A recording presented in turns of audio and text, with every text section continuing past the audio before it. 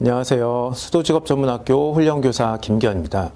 자, 지금 시간에는 전기기능사 실기 2021년도 2회차 분석을 통해서 향후 어떻게 준비를 할 것인가에 대해서 한번 살펴보도록 하겠습니다.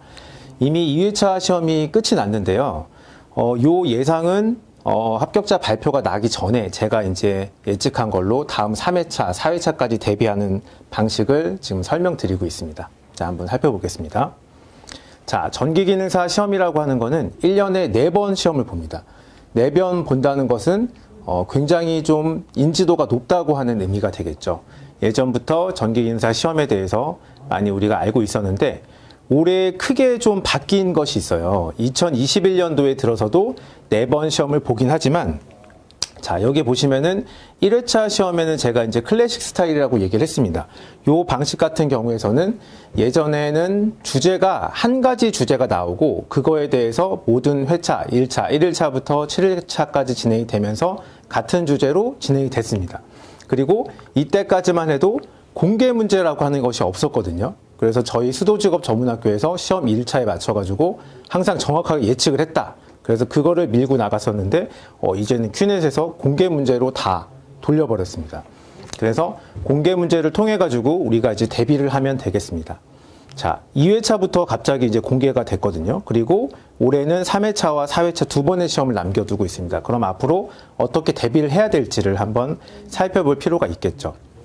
자, 2회차 공개 문제가 시작 전에는 베일에 쌓인 제가 전기기능사 실기, 폭풍 전야, 요렇게 이제 부제를 붙였습니다. 자, 요거는 뭐냐면은, 자, 공개 문제가 나와 있는 것은 총 1번에서 18번까지 18개의 문제가 나와 있습니다. 아마 관심 있으신 분들은 다 살펴보셨을 텐데요. 그런데 18개라고 하더라도 요게 주제가 18개라는 의미는 아니거든요. 주제는 딱 2개만 가지고 있습니다. 2개의 주제만 가지고 있고, 그리고 2개의 주제가 여기 보시면 FLS라고 해가지고 급배수 회로를 이용한 한 가지 주제가 있고, 그리고 셀렉트 스위치를 같이 접목을 시킨 거죠. 두 번째 주제는 리미트 스위치라고 하는 거를 2개를 접목시켜가지고 문제를 구성을 했습니다. 그래서 예전에는 이제 각각 주제들이 있었기 때문에 여러 주제들 이야기를 했었는데 지금은 따로 주제가 없고 2개만 나옵니다. 그리고 얘네들 이름을 붙이기가 조금 애매하기 때문에 그냥 전기 설비의 배선 및 배관 공사 이런 이름으로 해가지고 모든 문제들이 나오고 있습니다.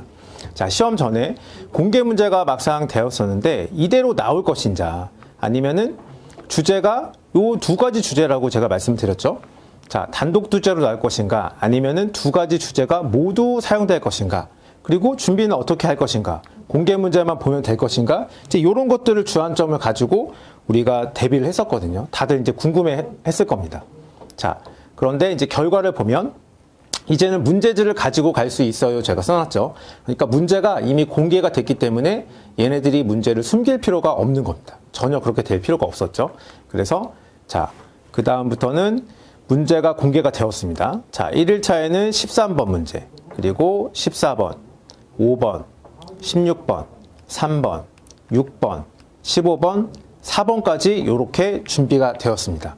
자, 이거를 보시면은 주제가 1번하고 2번 주제가 모두 사용이 된 것을 알 수가 있거든요.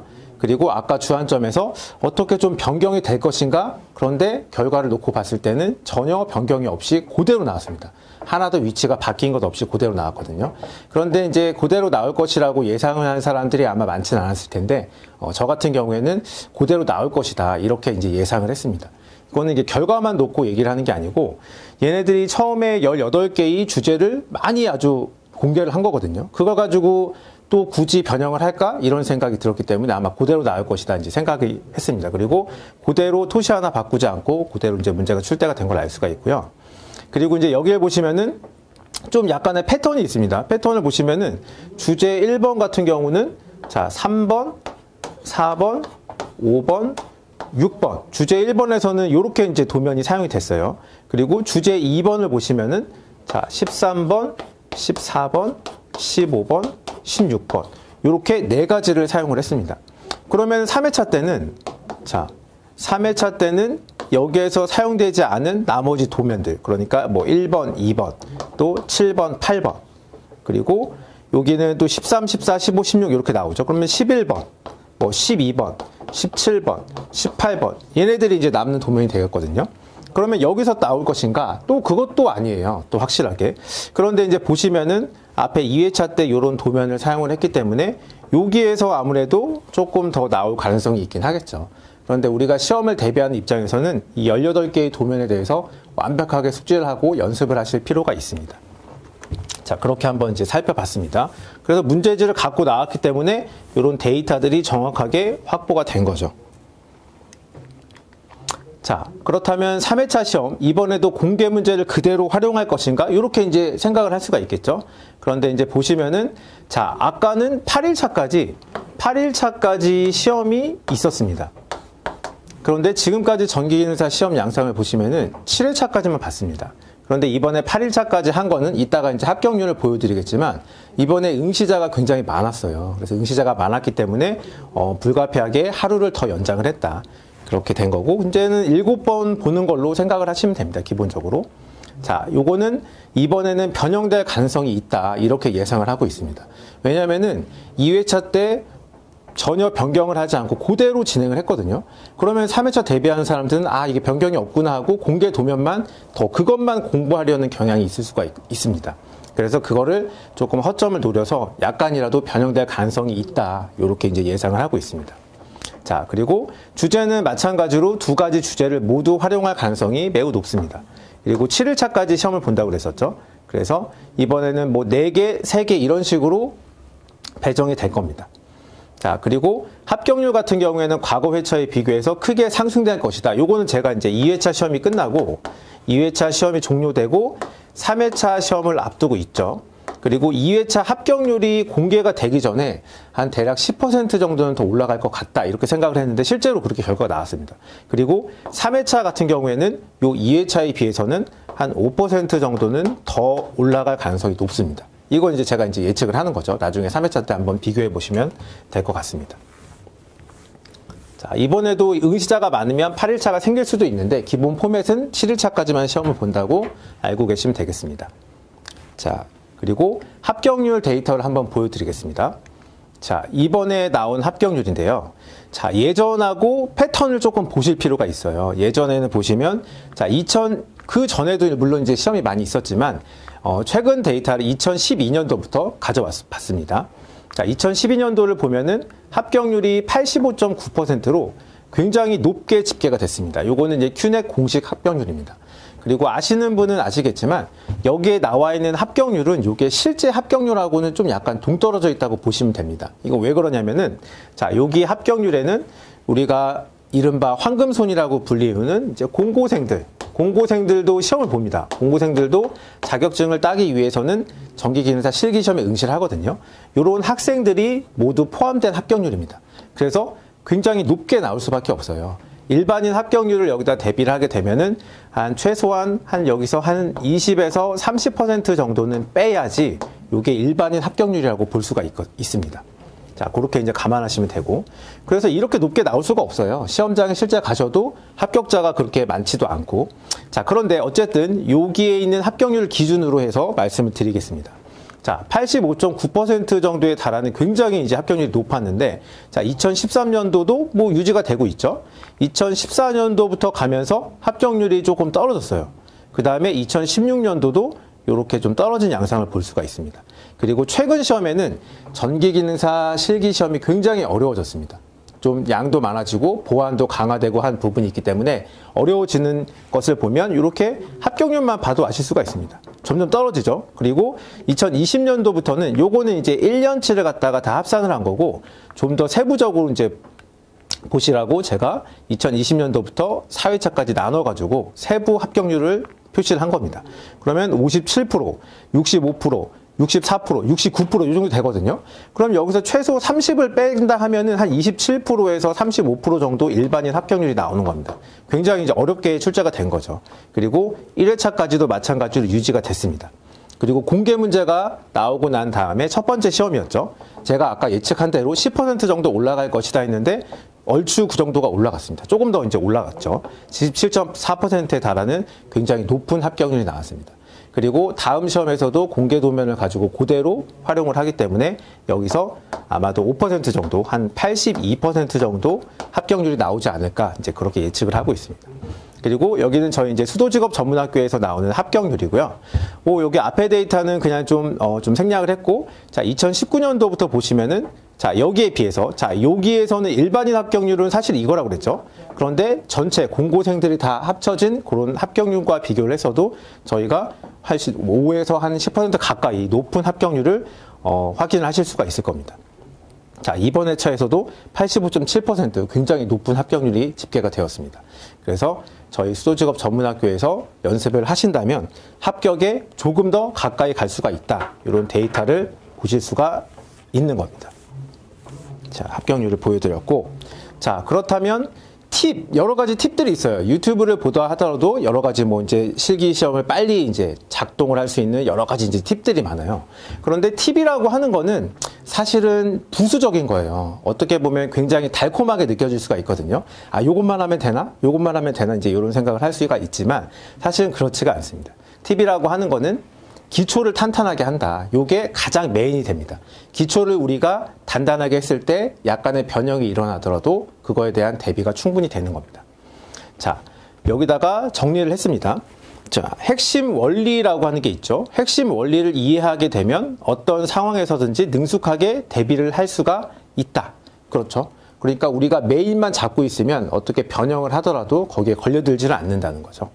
자, 그리고 사람은 누구나 긴장을 한다. 긴장을 안 하는 사람이 없어요. 그리고 평소에 내가 이제 강심장이라고 하더라도 시험장에 가면 긴장이 됩니다.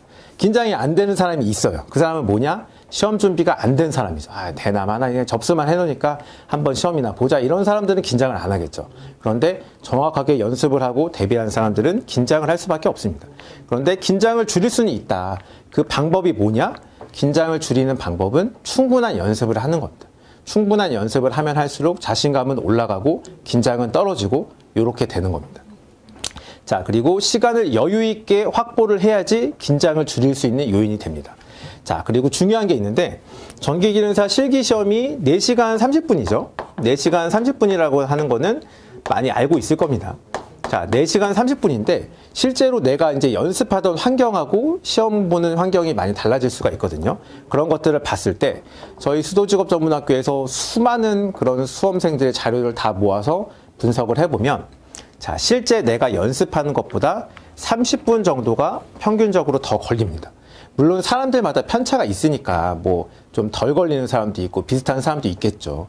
하지만 평균적으로 봤을 때 30분 정도가 더 걸린다. 이게 가장 많습니다.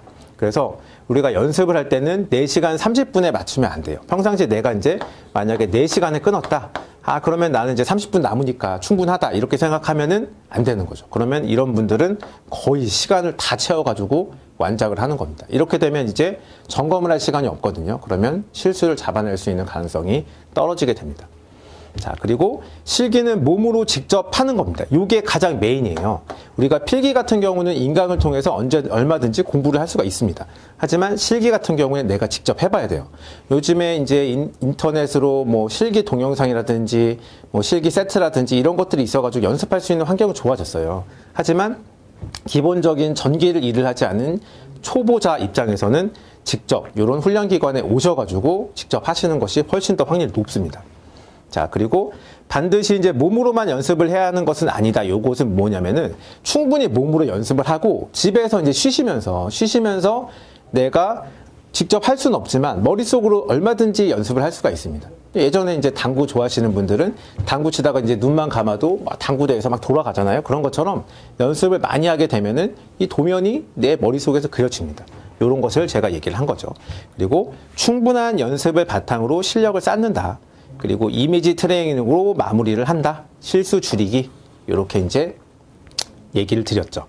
자, 이런 부분입니다. 이런 것들을 통해 가지고 우리가 실기시험에 대비를 하면 성공 확률이 매우 높다. 자, 이렇게 결론을 내리고요. 자, 그리고 시험 대비를 어떻게 할 것인가. 자, 최소 시간을 투자해서 최고의 결과. 그러니까 합격을 하고 싶다. 모든 사람들의 소망일 겁니다. 그러니까 워낙 비용이 비싸거든요. 실기 같은 경우에는 이제 실기 접수비가 106,200원에 달하기 때문에 굉장히 많은 비용이 들어요. 그래서 한번 그냥 응시했다가 뭐 떨어지면 뭐 다음에 하지 이런 게 아니고 굉장히 비용이 많이 듭니다. 그래서 이런 훈련기관이나 학원을 이용하지 않고 혼자서 하고 싶어 하는 사람이 많아요. 물론 그 마음은 알지만 사실은 결과적으로 봤을 때는 시간도 더 걸리고 비용도 더 걸릴 수밖에 없습니다.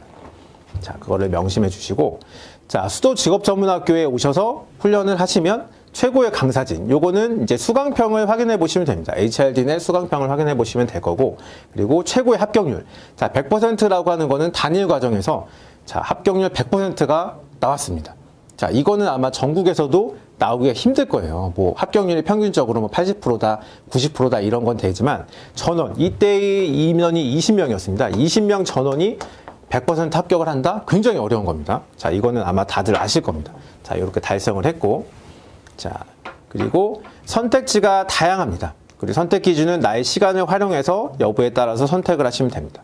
자, 저희 이제 과정들을 여기서 소개를 해드립니다. 자, 과정 소개에 대한 거는 다시 이제 다른 영상에서 더 자세하게 설명해 드리도록 하겠습니다. 자, 짧은 시간 동안에 전기기능사 실기, 바뀐 양상에 대해서 소개를 해드렸고, 어떻게 준비를 해야 되는지를 간단하게 말씀을 드렸습니다. 자, 선택은 여러분의 몫입니다. 감사합니다.